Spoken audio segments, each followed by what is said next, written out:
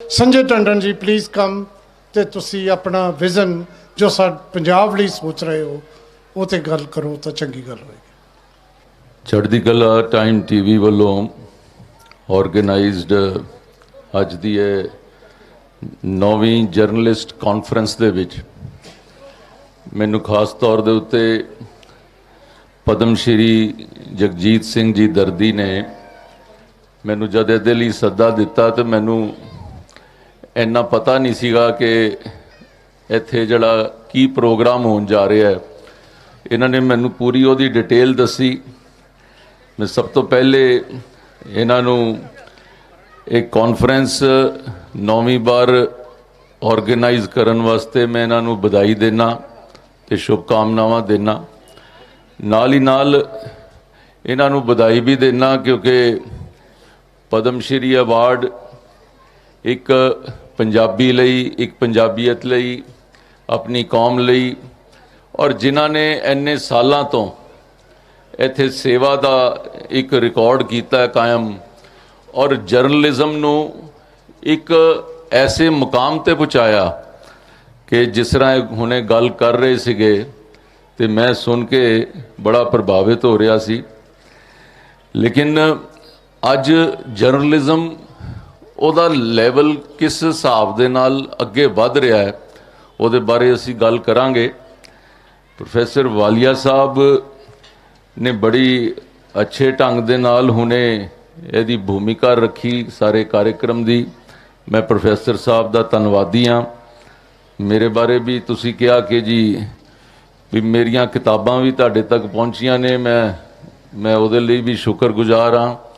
ਥੋੜਾ ਜਿਹਾ लिखन पढ़न का कई बारी शौक पै जाता है तो मैं तो मेरी बीवी ने मिल के असी 7 किताबां इंस्पिरेशनल स्टोरीज़ के उत्ते असी लिखियां और हुण उस तो बाद असी करोना काल दे विच असी उहदियां वीडियो बना के भी हर संडे नूं असी एक वीडियो भी यूट्यूब चैनल है साडा सनरेज दे नां ते असी उहदे च भी प्रचारित कर रहे हैं।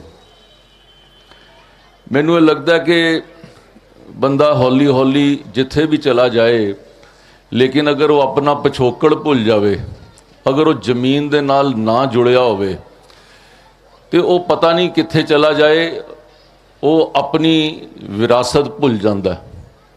मैनूं याद आंदा सी एक कहानी लिखी सीगी 2 पतंगां दी कहानी सीगी कि वो बंदे ने कहा कि भाई पतंग उड़ानी है तो 2 पतंगां एक लाल एक नीली जिहड़ी आसमान दे उत्ते उड़ा दित्तियां तो वह पतंगां जड़ियां है वो आपस च गल करन लग पईयां। तो एक पतंग ने दूजी नूं कहा कि बई साडा जड़ा मास्टर है थल्ले उन्हें डोर बड़ी जड़ी है ना वो सख्त फड़ के रखी दी है तो वह छड्डदा ही नहीं पियागा तो मेरा दिल करदा कि मैं होर उत्ते उड्डां। दूजी ने कहा कि उन्हें फड़ी हुई है डोर तो तां ही तू इत्थे उचाई दे उत्ते है जे डोर ज़्यादा ढिली छड्ड दित्ती तो किते लुटी जाएगी। लेकिन ओदा मन नहीं मन्निया उन्हें जरा होर प्रैशर पाया तो मास्टर नूं भी थोड़ी जी डोर ढिली करनी पै गई। वो होर थोड़ी गांह वधी उन्हें क्या देखा मैं तो किड्डी उच्चे चली गई मैं किते गांह चली गई। लेकिन वो दूसरी पतंग उन्होंने कहती है भाई जरा ध्यान दे नाल रही। इन्ने नूं दोनों का पेचा पै गया। पेचा पै गया तो जड़ी ज़्यादा उपर जा रही सी वो जिन्हें खिंची सी ज़्यादा डोर वो कट गई। वो कट गई तो इनू कहती है कि देख मैं किन्ने आनंद चाह मैं किड्डी उपर हवा दे नाल ही उपर उड्डी जाई जा रही हाँ। मेरे वर्गा आनंद तो शायद किसी ने नहीं पाया होना। तू एवं अपने मास्टर दे नाल बन्नी हुई है तेरी डोर थल्ले फड़ी हुई है ते तू की कमाई कीती। इन्ने नूं वो जड़ी कट गई सी पतंग वो थोड़ी दूर ते अगे तक जाती है फिर थल्ले जाना शुरू कर दिंदी। वो पतंग थल्ले जानी शुरू कर दी। कहते ओहो मैनू की हो गया मैं तो थल्ले जा रही हाँ मैनू कोई बचाए मेरे नाल तो बहुत माड़ा होया मैं थल्ले गई।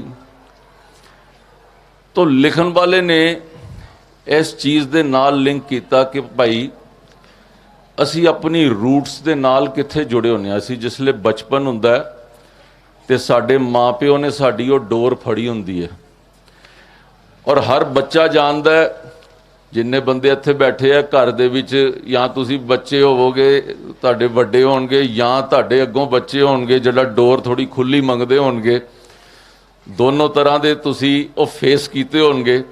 ਤੇ ਜਿਸਲੇ ਉਹ ਪੇਰੈਂਟਸ ਜਿਹੜੇ ਆ ਉਹ ਫੜ ਕੇ ਰੱਖਦੇ ਸੀ ਡੋਰ, ਤੇ ਅਸੀਂ ਛੁਡਾਉਣਾ ਚਾਹੁੰਦੇ ਸੀ ਕਿ ਸਾਨੂੰ ਥੋੜੀ ਫਰੀडम ਦਿਓ, ਸਾਨੂੰ ਥੋੜੀ ਇਜਾਜ਼ਤ ਦਿਓ, ਰਾਤੀ ਲੇਟ ਆਉਣ ਦਿਓ, ਅਸੀਂ ਇੱਧਰ ਜਾਣਾ ਹੈ ਉੱਧਰ ਜਾਣਾ ਹੈ। ਮਾਂ ਪਿਓ ਕਹਿੰਦੇ ਸੀਗੇ ਕਿ ਨਹੀਂ, ਇੰਨੇ ਵਜੇ ਘਰ ਪਹੁੰਚ ਜਾਣਾ, ਇੰਨੇ ਵਜੇ ਰੋਟੀ ਖਾ ਲੈਣਾ, ਤੇ ਸਾਨੂੰ ਲੱਗਦਾ ਸੀਗਾ ਕਿ ਸਾਨੂੰ ਉਹ ਫੜ ਕੇ ਬੈਠੇ ਦੇ।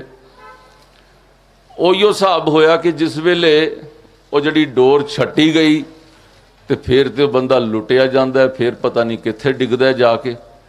ਤੇ ਉਹ ਪਹਿਲੇ ਭਾਗ ਦੇ ਵਿੱਚ ਉਹ ਡੋਰ ਜਿਹੜੀ ਹੈ ਆਪਣੇ ਪੇਰੈਂਟਸ ਦੇ ਨਾਲ ਜੁੜੀ।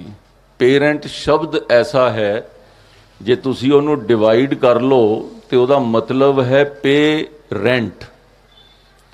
ਅੱਜ ਜਿਹੜਾ ਸਾਨੂੰ ਸਰੀਰ ਦਿੱਤਾ, ਇਹ ਸਾਡੇ ਮਾਪਿਓ ਨੇ ਦਿੱਤਾ, ਅਸੀਂ ਉਹਨਾਂ ਨੂੰ ਪੇਰੈਂਟ ਕਹਿੰਦੇ ਹਾਂ।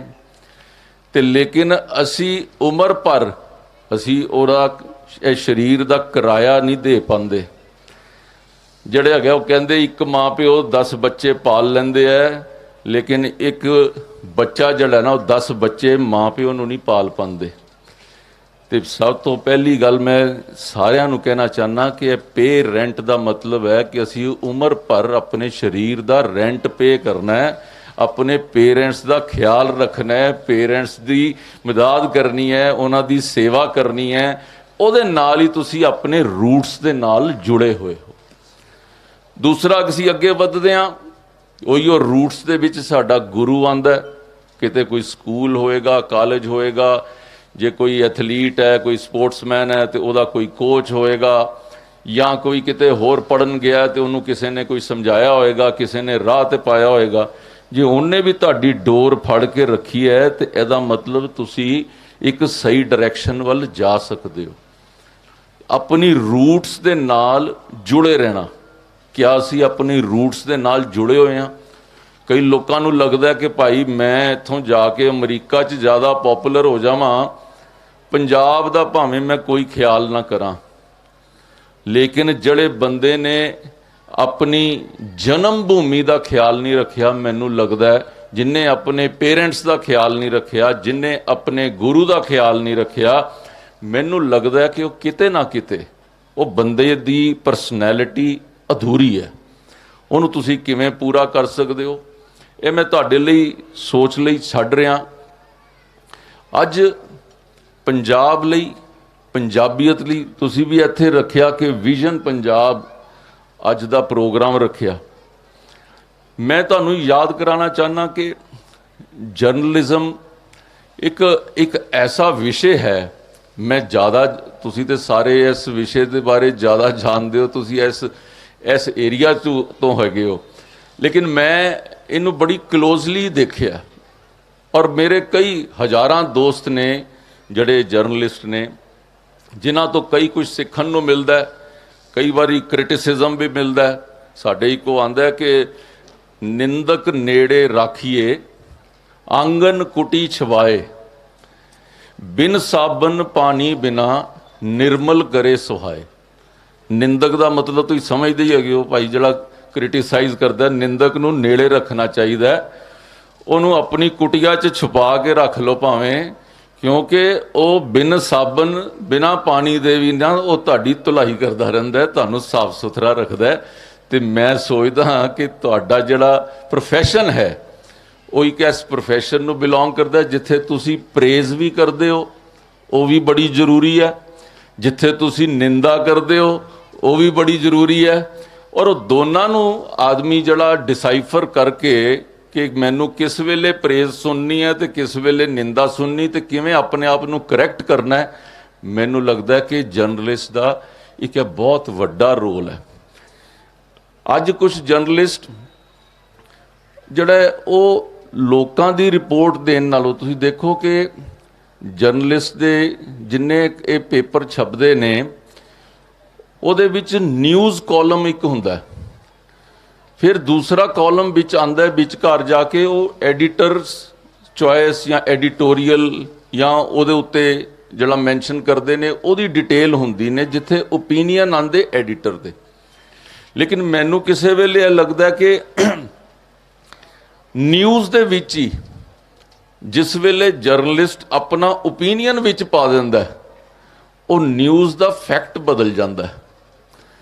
इस चीज़ बारे मैनू लगता है कि इस चीज़ बारे सानू सावधान होना चाहिए। जे ओपीनियन देना है तो ओपीनियन नू जे तुसी एडिटोरीअल च शिफ्ट कर दिओ तो फिर बंदे नू ये आइडिया हो जाता है कि भाई ये ओपीनियन इस लिखन वाले बंदियां दा ओपीनियन है।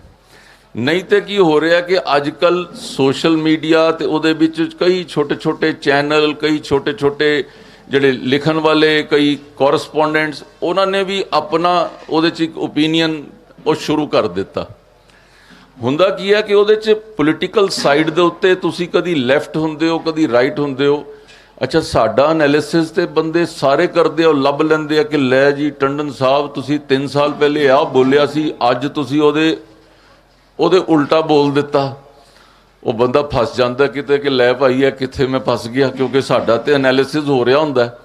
ਲੇਕਿਨ ਮੈਂ ਦੇਖਿਆ ਕਦੀ ਜਰਨਲਿਸਟ ਦਾ ਐਨਾਲਿਸਿਸ ਨਹੀਂ ਹੁੰਦਾ, ਉਹਦਾ ਓਪੀਨੀਅਨ ਜਿਹੜਾ ਉਹਦਾ ਪਿੱਛੇ ਜਿਹੜਾ ਓਪੀਨੀਅਨ ਸੀ ਉਸ ਤੋਂ ਬਾਅਦ ਉਹਦਾ ਓਪੀਨੀਅਨ ਉਹਦਾ ਬਦਲ ਗਿਆ। ਸੋ ਮੈਨੂੰ ਲੱਗਦਾ ਕਿ ਇੱਕ ਡਿਫਰੈਂਸ਼ੀਏਟ ਕਰਨ ਦੀ ਜ਼ਰੂਰਤ ਹੈ ਕਿ ਤੁਸੀਂ ਕਦ ਨਿਊਜ਼ ਰਿਪੋਰਟ ਕਰ ਰਹੇ ਹੋ ਔਰ ਕਦ ਓਪੀਨੀਅਨ ਦੇ ਰਹੇ ਹੋ। ਇਹ ਦੋ ਚੀਜ਼ਾਂ ਦੇ ਉੱਤੇ ਮੈਨੂੰ ਲੱਗਦਾ ਕਿ ਅੱਜ ਦੀ ਕਾਨਫਰੰਸ ਦੇ ਵਿੱਚ ਇਸ ਬਾਰੇ ਸਾਰੇ ਆਪਣੇ ਅੰਤਰ ਧਿਆਨ ਦੇ ਵਿੱਚ ਜ਼ਰੂਰ ਸੋਚਣ ਕਿ ਭਾਈ ਮੈਂ ਕਿਹੜੀ ਡਾਇਰੈਕਸ਼ਨ ਵੱਲ ਜਾ ਰਿਹਾ, ਮੈਂ ਕਿਹੜੀ ਡਾਇਰੈਕਸ਼ਨ ਦੇ ਵਿੱਚ ਕਹਿਣਾ ਚਾਹੁੰਦਾ, ਨਿਊਜ਼ ਕੀ ਹੈਗੀ ਹੈ।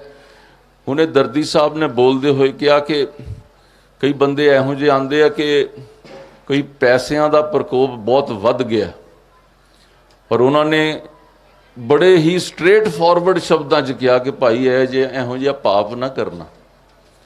मैनू लगता है कि a father of journalism is teaching you this fact of life. इनू तुसी किस तरह अपनी लाइफ दे विच तुसी इनू यूज़ कर सकते हो। मैनू लगता है कि बहुत वड्डी चीज़ है।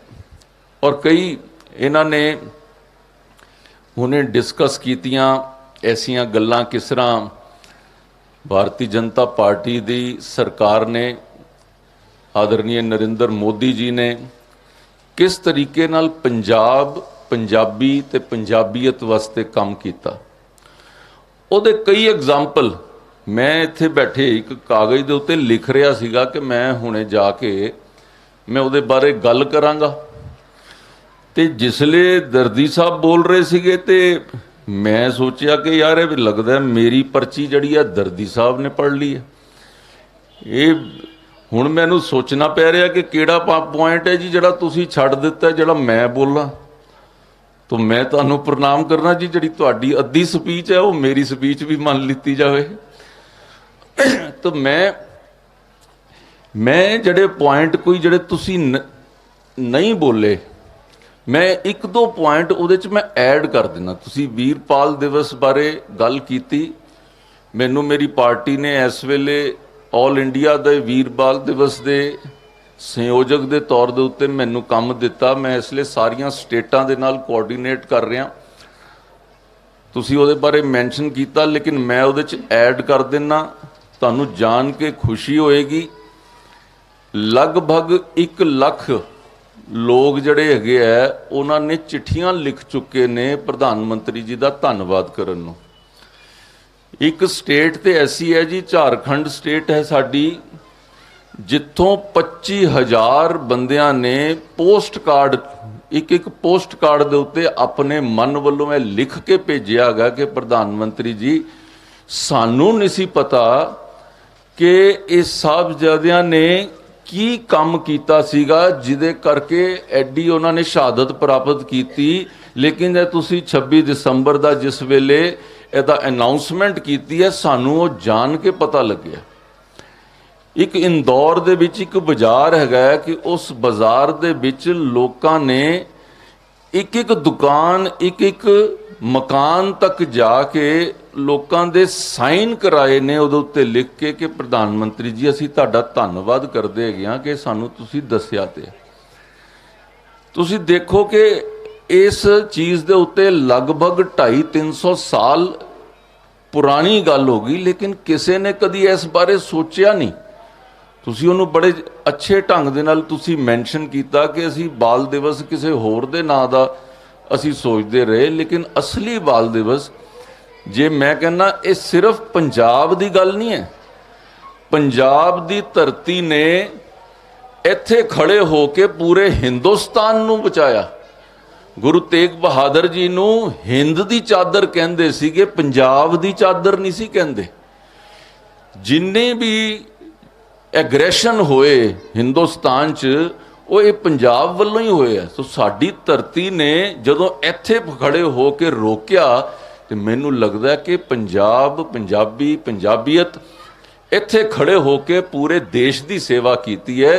ਤੇ ਇਹ ਜਿਹੜੇ ਗੁਰੂ ਸਾਹਿਬ ਦੇ ਸਾਹਿਬਜ਼ਾਦਿਆਂ ਲਈ ਜਿਹੜਾ ਇਹ ਦਿਨ ਘੋਸ਼ਿਤ ਕੀਤਾ, ਇਹ ਉਹਦੇ ਵਾਸਤੇ ਇੱਕ ਛੋਟੀ ਜੀ ਜਿਹੜੀ ਹੈਗੀ ਆ, ਇੱਕ ਭੇਂਟ ਜਿਹੜੀ ਹੈ ਉਹ ਨਰਿੰਦਰ ਮੋਦੀ ਜੀ ਨੇ ਉਹ ਦਿੱਤੀ ਹੈ। ਲੇਕਿਨ ਇਹ ਸਾਰੇ ਦੇਸ਼ ਹੀ ਨਹੀਂ, ਪੂਰੀ ਦੁਨੀਆ ਦੇ ਵਿੱਚ ਇਸ ਗੱਲ ਦੀ ਬੜੀ ਸ਼ਲਾਘਾ ਕੀਤੀ ਜਾ ਰਹੀ ਹੈ, ਔਰ ਲੋਕ ਇਸ ਗੱਲ ਨੂੰ ਮੰਨ ਰਹੇ ਕਿ ਕਈਆਂ ਨੂੰ ਪਤਾ ਹੀ ਨਹੀਂ ਸੀ ਕਿ ਹੋਇਆ ਕੀ ਸੀਗਾ, ਅੱਜ ਉਹਨਾਂ ਨੂੰ ਇਹ ਜਾਣਨ ਦਾ ਮੌਕਾ ਮਿਲਿਆ।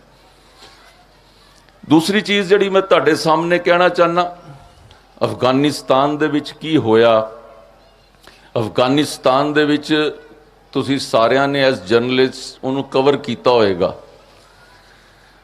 ਉੱਥੇ ਗੁਰੂ ਸਾਹਿਬ ਦੀ ਉੱਥੇ ਕਿਵੇਂ ਬੇਅਦਬੀ ਹੋ ਸਕਦੀ ਸੀਗੀ। ਉੱਥੇ ਆਪਣੀ ਟੀਮ ਭੇਜ ਕੇ, ਦੇਖੋ ਦੇਸ਼ ਦੀ ਸਰਕਾਰ ਨੇ ਆਪਣੀ ਟੀਮ ਭੇਜ ਕੇ ਉੱਥੋਂ ਗੁਰੂ ਸਾਹਿਬ ਨੂੰ ਇੱਥੇ ਲਿਆ ਕੇ, ਔਰ ਜਿਸ ਵੇਲੇ 에ਅਰਪੋਰਟ ਦੇ ਉੱਤੇ ਆਏ ਤੇ ਹਰਦੀਪ ਪੁਰੀ ਜੀ ਨੇ ਉਹਨਾਂ ਨੂੰ ਆਪਣੇ ਸਿਰ ਤੇ ਧਾਰਨ ਕਰਕੇ ਜਿਸਲੇ 에ਅਰਪੋਰਟ ਤੋਂ ਲੈ ਕੇ ਆਏ। ਇਹ ਵੀ ਸ਼ਾਇਦ ਇੱਕ ਅਨੋਖਾ ਜਿਹੜਾ ਐਗਜ਼ਾਮਪਲ ਹੈਗਾ। ਜੰਮੂ ਕਸ਼ਮੀਰ ਦੇ ਵਿੱਚ ਤੁਸੀਂ ਦੇਖੋ, ਅੱਜ ਪਹਿਲੇ ਕਿਸ ਤਰ੍ਹਾਂ ਆਪਣੇ ਪੰਜਾਬੀ ਸਿੱਖੀ ਭਰਾਵਾਂ ਦੇ ਕਤਲੇਆਮ ਹੁੰਦੇ ਸੀਗੇ, ਅੱਜ ਉੱਥੇ ਜੰਮੂ ਕਸ਼ਮੀਰ ਦੇ ਵਿੱਚ ਇਹ ਕਿਹਾ ਜਾਂਦਾ ਸੀਗਾ ਕਿ 370 ਨੂੰ ਜੇ ਕਿਸੇ ਨੇ ਹਟਾਉਣ ਦੀ ਗੱਲ ਵੀ ਕੀਤੀ ਤੇ ਖੂਨ ਦੀਆਂ ਨਦੀਆਂ ਵਹਿ ਜਾਣਗੀਆਂ। ਜੰਮੂ ਕਸ਼ਮੀਰ ਇੱਕ ਅੱਡ ਦੇਸ਼ ਬਣ ਕੇ ਦੇਸ਼ ਦਾ ਹਿੱਸਾ ਰਹਿ ਗਿਆ ਸੀਗਾ।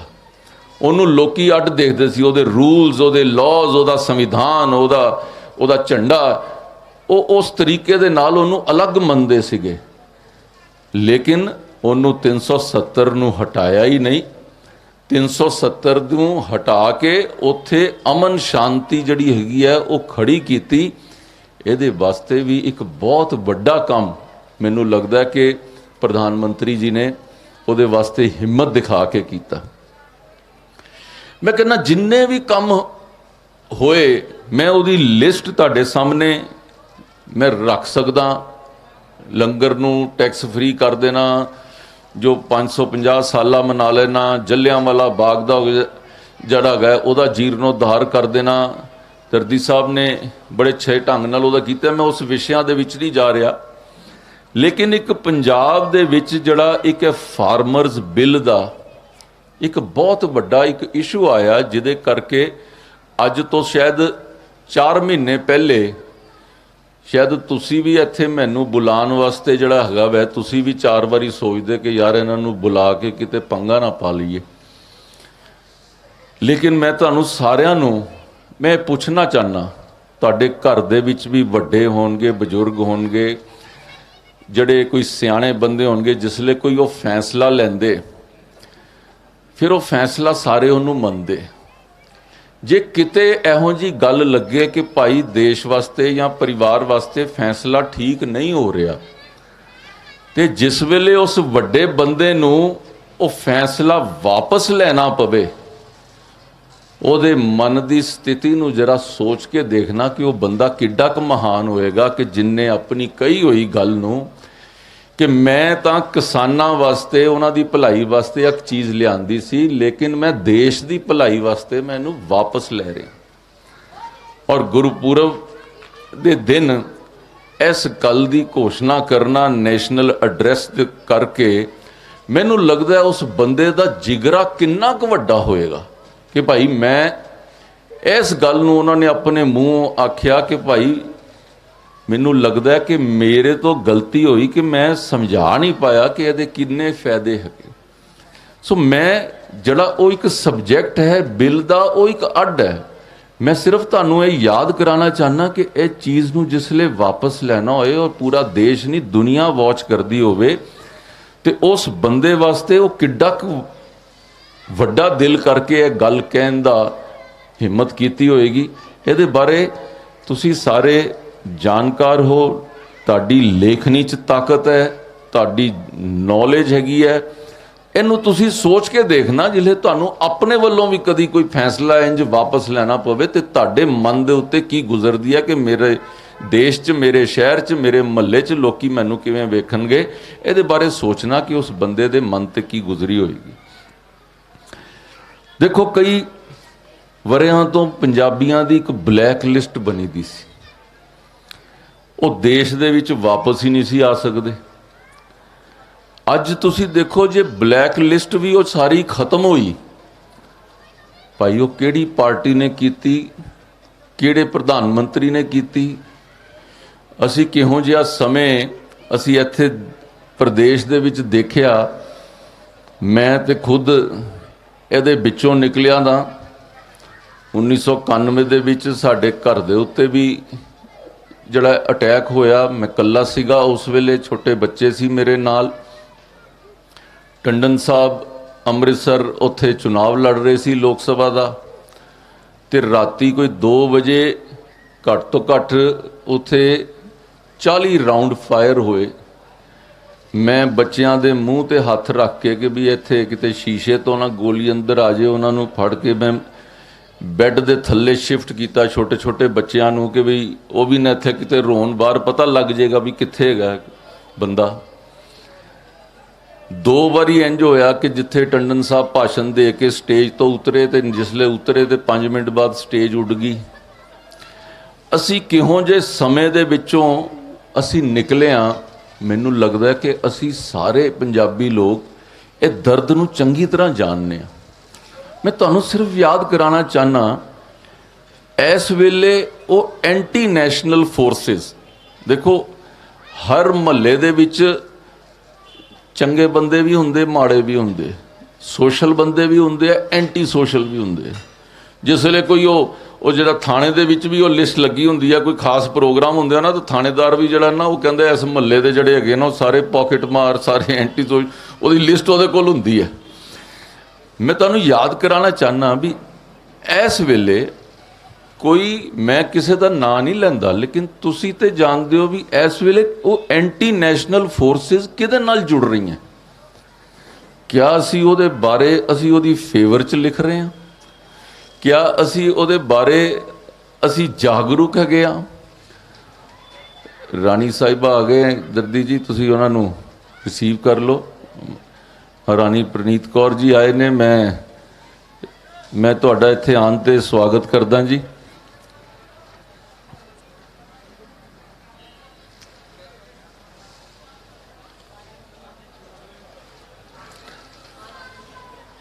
ਹਾਂਜੀ ਹਾਂਜੀ, ਮੈਂ ਜਾਣ ਜੀ।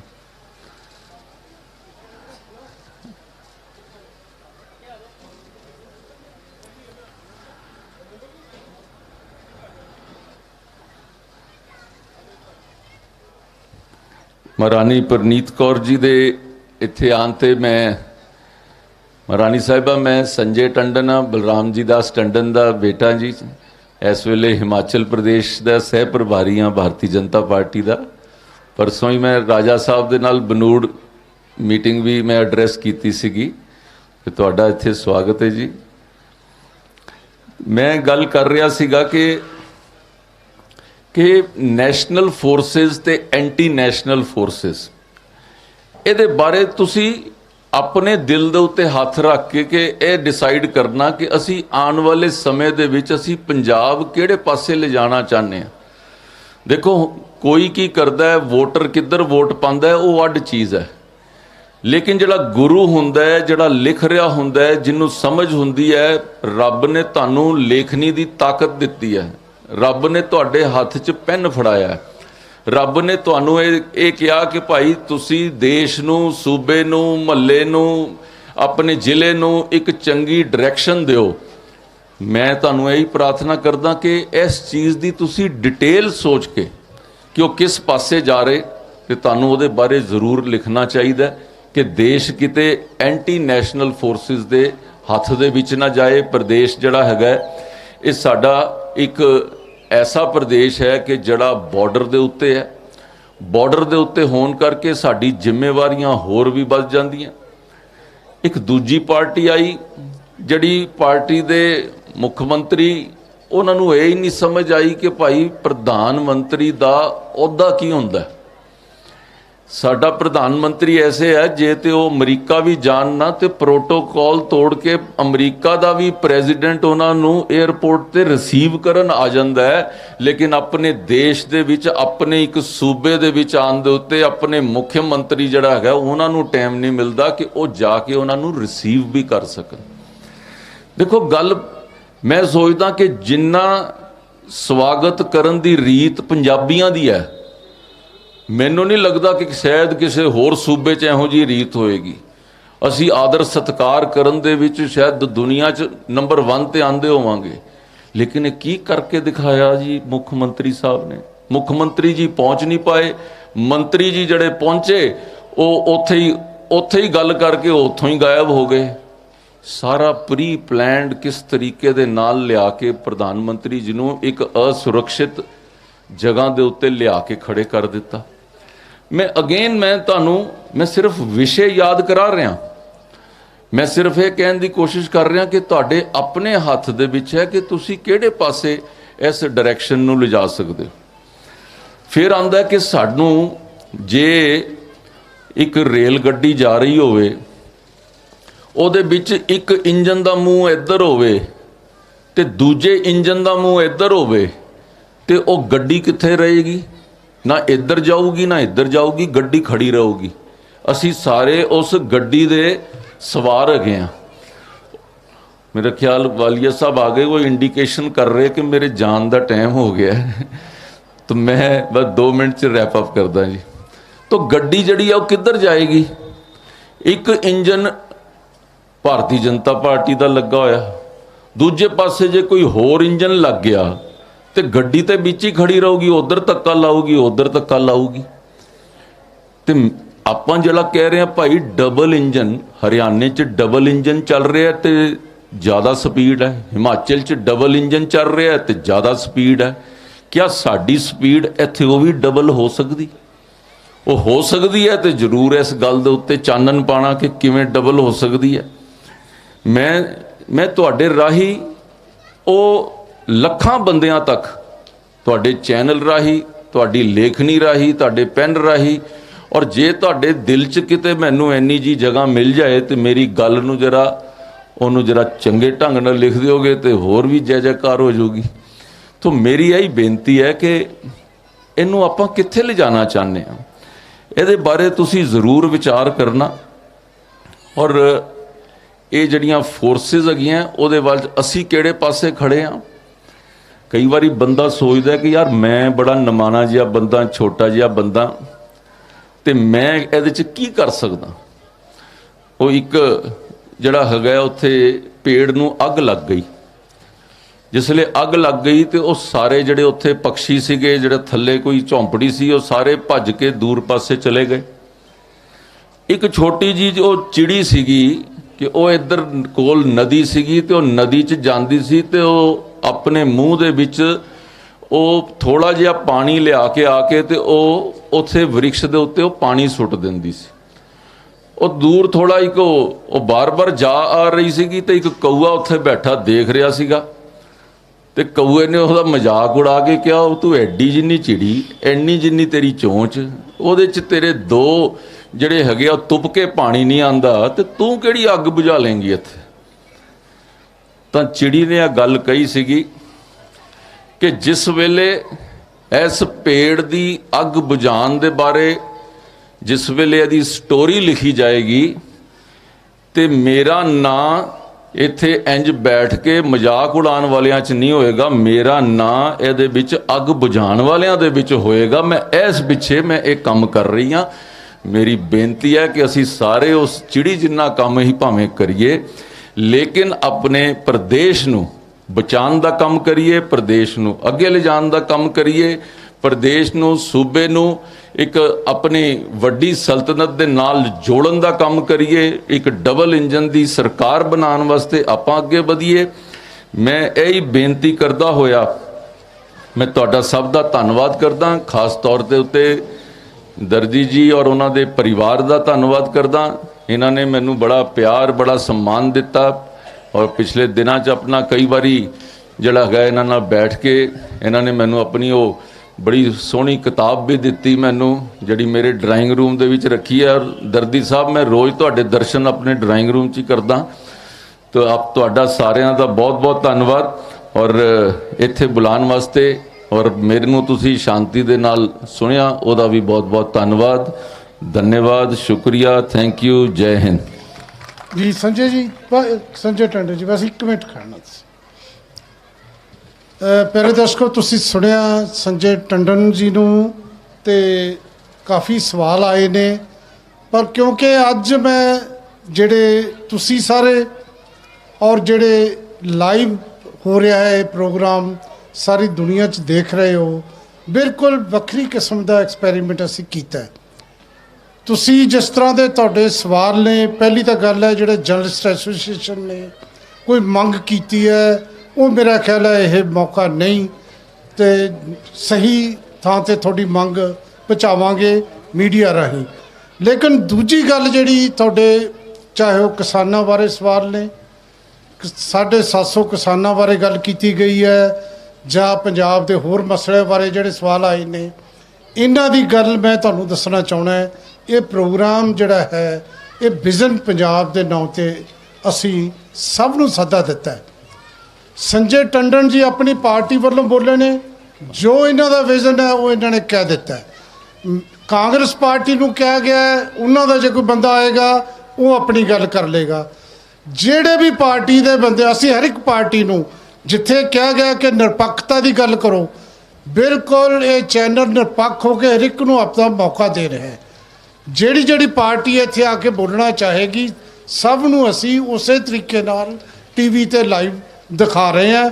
ਹੁਣ ਸੰਜੇ ਟੰਡਨ ਜੀ ਨੇ ਆਪਣੀ ਗੱਲ ਕੀਤੀ ਹੈ ਔਰ ਜਿਹੜਾ ਆਪਣਾ ਵਿਜ਼ਨ ਦਿੱਤਾ ਹੈ, ਅਸੀਂ ਵੀ ਇਹੀ ਚਾਹੁੰਦੇ ਸੀ, ਲੇਕਿਨ ਇਹਨਾਂ ਨੇ ਆਪਣਾ ਵਿਜ਼ਨ ਜਿਹੜਾ ਅਖੀਰ 'ਚ ਇੱਕ ਸੈਂਟੈਂਸ ਦੇ ਵਿੱਚ ਡਬਲ ਇੰਜਨ ਦੀ ਸਰਕਾਰ ਕਹਿ ਕੇ ਦਿੱਤਾ ਹੈ। ਲੇਕਿਨ ਅਸੀਂ ਕੋਸ਼ਿਸ਼ ਕਰਦੇ ਹਾਂ, ਜਾਂ ਸਾਡੀ ਇੱਛਾ ਇਹ ਹੁੰਦੀ ਹੈ ਕਿ ਸਾਨੂੰ ਇਹ ਪਤਾ ਲੱਗੇ, ਪੰਜਾਬ ਨੂੰ ਇਹ ਪਤਾ ਲੱਗੇ ਕਿ ਸਾਡੇ ਕੋਲ ਰੈਵਨਿਊ ਜਨਰੇਸ਼ਨ ਕਿੱਥੋਂ ਹੋਏਗਾ, ਪੈਸਾ ਕਿੱਥੋਂ ਆਏਗਾ, ਕਰਜ਼ੇ 'ਚ ਅਸੀਂ ਦੱਬੇ ਹੋਏ ਹਾਂ। ਸਾਡੀ ਕੋਸ਼ਿਸ਼ ਹੈ, ਬਾਕੀ ਹਰ ਇੱਕ ਦਾ ਹੱਕ ਹੈ ਕੀ ਕਹਿਣਾ ਚਾਹੁੰਦਾ ਹੈ, ਹਰ ਇੱਕ ਪਾਰਟੀ ਦਾ ਹੱਕ ਹੈ। ਮੈਂ ਇੱਕ ਤਾਂ ਇਹ ਗੱਲ ਕਹਿਣੀ ਸੀ, ਤੇ ਦੂਜੀ ਗੱਲ ਇਹ ਬਿਲਕੁਲ ਸਪਸ਼ਟ ਕਰ ਦਈਏ, ਇਸ ਤੋਂ ਬਾਅਦ ਆਮ ਆਦਮੀ ਪਾਰਟੀ ਦੇ ਬੰਦੇ ਨੇ ਆਉਣਾ ਹੈ, ਉਸ ਤੋਂ ਬਾਅਦ ਕਾਂਗਰਸ ਨੂੰ ਅਸੀਂ ਬੁਲਾਇਆ ਹੋਇਆ, ਜਿਹੜੇ ਵੀ ਆਉਣਗੇ ਆਪਣੀ ਗੱਲ ਕਰਨਗੇ, ਬਿਲਕੁਲ ਐਵੇਂ ਹੀ ਸੁਣਾਂਗੇ ਜਿਵੇਂ ਅਸੀਂ ਸੰਜੇ ਟੰਡਨ ਜੀ ਨੂੰ ਸੁਣਿਆ।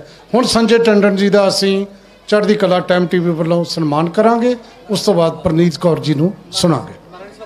ਹਾਂ, ਮੈਂ ਮਹਾਰਾਣੀ ਪ੍ਰਨੀਤ ਕੌਰ ਜੀ ਨੂੰ ਬੇਨਤੀ ਕਰਾਂਗਾ ਕਿ ਤੁਸੀਂ ਵੀ ਸਨਮਾਨ ਦੀ ਰਸਮ ਦੇ ਵਿੱਚ ਆਓ ਤਾਂ ਚੰਗੀ ਗੱਲ ਹੋਏਗੀ।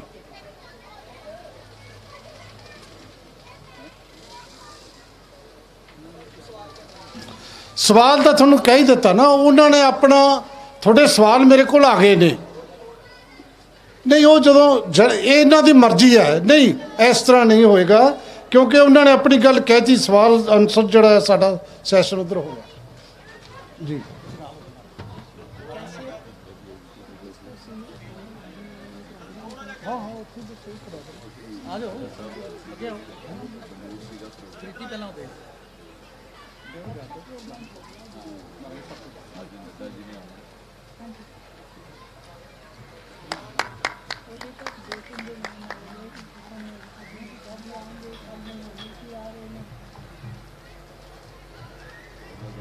ਸੋ ਪਿਆਰੇ ਦਰਸ਼ਕੋ, ਜਿਹੜੀ ਸੰਜੇ ਟੰਡਨ ਜੀ ਦਾ ਸਨਮਾਨ ਹੋ ਰਿਹਾ ਹੈ, ਇਸ ਤੋਂ ਬਾਅਦ ਅਸੀਂ ਜਿਸ ਤਰ੍ਹਾਂ ਤੁਹਾਨੂੰ ਕਿਹਾ ਕਿ ਇਹ ਪ੍ਰੋਗਰਾਮ ਤੁਹਾਡੇ ਜਿਹੜਾ ਹੈ ਸਭ ਲਈ ਲਾਈਵ ਵੀ ਹੋ ਰਿਹਾ ਹੈ, ਔਰ ਜਿਹੜੇ ਵੀ ਵਕਤਾ ਇੱਥੇ ਆ ਰਹੇ ਨੇ, ਇਹ ਜਿਵੇਂ ਉਹਨਾਂ ਨੇ ਸਵਾਲ ਕਰਨ ਦੀ ਗੱਲ ਕੀਤੀ ਹੈ, ਸਾਡੀ ਇੱਛਾ ਸੀ ਜਿਹੜੇ ਅਸੀਂ ਸਵਾਲ ਕਰਨੇ ਹੁੰਦੇ ਨੇ ਉਹ ਤਾਂ ਅਸੀਂ ਇੰਟਰਵਿਊ 'ਚ ਕਰੀ ਜਾਂਦੇ ਹਾਂ, ਤੇ ਇੱਥੇ ਅੱਜ ਬਿਲਕੁਲ ਡਿਫਰੈਂਟ ਨਜ਼ਰੀਏ ਤੋਂ ਜੇ ਜਵਾਬ ਦੇਣਾ ਚਾਹੁੰਦਾ ਜਿਹੜਾ ਵਕਤਾ, ਉਹਨੂੰ ਅਸੀਂ ਜ਼ਰੂਰ ਕਹਿੰਦੇ ਹਾਂ ਪਰ ਸੰਜੇ ਟੰਡਨ ਜੀ ਨੇ ਆਪਣਾ ਵਿਜ਼ਨ ਰੱਖਤਾ ਤੇ ਹੁਣ ਪ੍ਰਨੀਤ ਕੌਰ ਜੀ ਆਪਣੀ ਗੱਲ ਜਿਹੜੀ ਹੈ ਉਹ ਕਰਨਗੇ।